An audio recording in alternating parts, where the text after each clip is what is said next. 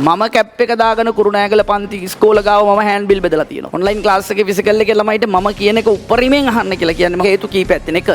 මගේ පන්ති ආපු හැමෝම දන්නවා. ඔන්ලයින් එකේ මගේ ක්ලාස් අහගෙන ඉන්න දරුවෝන්ගේ දෙමව්පියෝ දන්නවා. මේ වෙනකම් මේ වේදිකාව ඇතුලේ ඕගොල්ලොන්ට හානියක් වෙන මේ ස්ටේජ් එකට කිසිම දෙයක් මං කියලා නැහැ. ළමයෙකුට බැනලා පන්තියෙන් එලෙව්වා නම්, හරි උට ගහලා පන්තියෙන් එලෙව්වා නම්, දෙකක් දීලා පන්තියෙන් එලෙව්වා නම්, ඒත් එක්ක මට තිබිච්ච එයත් එක්ක පෞද්ගලික අමනාපයක් පිරිමහන කතාවක් නෙවෙයි. තිබුණ එකම දේ තමයි ඔබ ඉගෙන ගත්තේ නැත්නම් මේක හරියන්නේ නැහැ පුතේ කියලා ආදරෙන් කියලා බැරි නම් ඌ තියාන පන්තිය උගෙන් සල්ලි අරන් ඉගෙන ගන්නවට වඩා හොඳයි. ඒ ළමයට උගන්නවට වඩා හොඳයි දෙකක් දීලා එළවන එක. ඒ වගේ තමයි නිතරම මහන්සි වෙන්න කියලා කියන්නේ. හරිද පුතා? කවුරුත් ඔයාට බන්දේසියක් උඩ තියලා කවුරුත් කිසිම දෙයක් ගෙනලා දෙන්නේ නැහැ. ඔයාට ඉන්නේ ඔයාව නිර්මාණය කිරීම, ප්‍රතිනිර්මාණය කිරීමේ සම්පූර්ණ වගකීම හම්බෙන්න ඔයාට. ඔයා අනාගතේ ලොකු වෙලා අවුරුදු 25ක් විතර වෙලා ජොබ් එකක් හොයාගන්න තැනකට ගියපුවාම මිනිස්සු ආගේ සුසුකම් ඉල්ලනවා. වාගේ ජොබ් ඉන්ටර්විව් එකේදී වාගේ සුසුකම් ඉල්ලනවා. අධ්‍යාපන සුසුකම් ටික ඉල්ලනවා. වාගාව තියෙන හැකියාව කුසලතා ටික ඉල්ලනවා. එතකොට වා කාටවත් ඇඟිලි දික් කරන්න එපා. මට අරක කරගන්න බැරි වුණා. මට මේක කරගන්න බැරි වුණා. මට අරය නිසා බැරි වුණා. මෙයා නිසා බැරි වුණා. ඒ කිසිම දෙයකට ඒගොල්ලෝ කමක් නැහැ. එහෙනම් එන්න කියලා ගන්නවත් නෑ. එහෙම ගන්නෑ. තමන්ගේ වැලිව් එක හදාගන්න සම්පූර්ණ වගකීම තියෙන්නේ තමන්ට. අපි අද මේ වේදිකාවේ මෙහෙම පන්ති කරාට කිසිම කෙනෙක් අපිට මුලින් පන්තියකට ළමයි අපිට මුලින් ළමයි අපිට හිටියේ නෑ. මම කැප් එක දාගෙන කුරුණෑගල පන්ති ඉස්කෝල ගාව මම හෑන්ඩ් බිල් බෙදලා තියෙනවා. මට අද වගේ මතකයි මම කුරුණෑගලට මුල්ම දවස්වල අපේ දැන් ICT උගන්වන රවිදු සර්. හරිද? රවිදු මල්ලි. එතකොට අදරත් අයියේ මල්ලි කියලා කතා කරන්න අපි දෙන්න.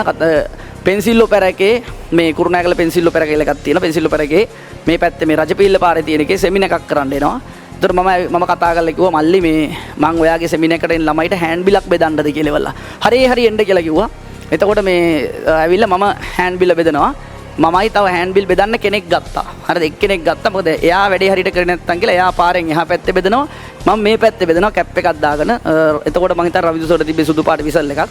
ඕකේ තමයි පෙන්සිල් ඔපෙරගේ සෙමිනකට එනකොට මේ පාර අයිනෙන් නවත්තලා අයියේ මටත් එකක් දෙන්න කියලා අරගෙන ගිහිල්ලා මම බෙදන්නම් ගිලවලා ක්ලාස් එකේ ළමයිට කියන්නම් කියලා ගියා. ඒ කියන්නේ මගේ ක්ලාස් හදන්න මම හෑන්ඩ් බිල් බෙදුවා. ඒතර හිතහන් කැපකිරීම කොච්චරද කියලා. ආනමඩු ඉඳන් කුරුණෑගලට ඇවිල්ලා ඉස්කෝල ගාව මේ කුරුණෑගල ඉස්කෝල ගාව මම හෑන්ඩ් බිල් බෙදලා තිනවා කැප් එකක් දාගෙන ගිහිල්ලා හරිද පේන්න දෙන්න මම මගේ හෑන්ඩ් බිල් බෙදනවා. ඒ දවස්වල සල්ලි නැහැ නේ කාටවත් දෙන්න හෑන්ඩ් බිල් බෙදලා දෙන්න කියලා සල්ලි නැහැ. හෑන්ඩ් බිල් ෆෝ කලර් නෙමෙයි නිකන් සුදු පාට කොළ ටිකක් බෙදනවා. එච්චර වුණත් තිබ්බා. එහෙම බෙදුවට ළමයි ආවේ නැහැ.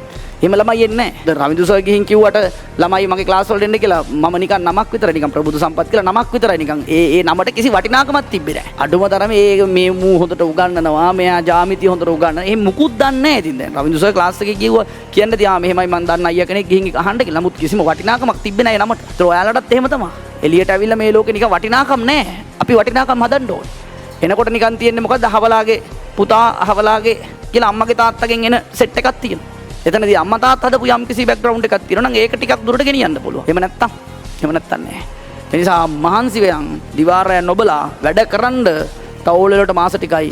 උඹමයි උඹව හදන්නේ. මම මගේ නමට ප්‍රබුද්ධ සම්පත් කියන නමට ලංකාවේ ඇතුලේ වටිනාකමක් හදන්න දිවාරය නොබලා මහන්සි වුණා. ඒක ප්‍රතිඵල තමයි මම අද මේ භුක්ති විඳින්නේ. ඒ වගේ ඔයත් එහෙම කරන්න. තොර පුළුවන් ඊළඟ ගාන හදන්න, සුපිරියට හදන්න, අඳින්න රූපේ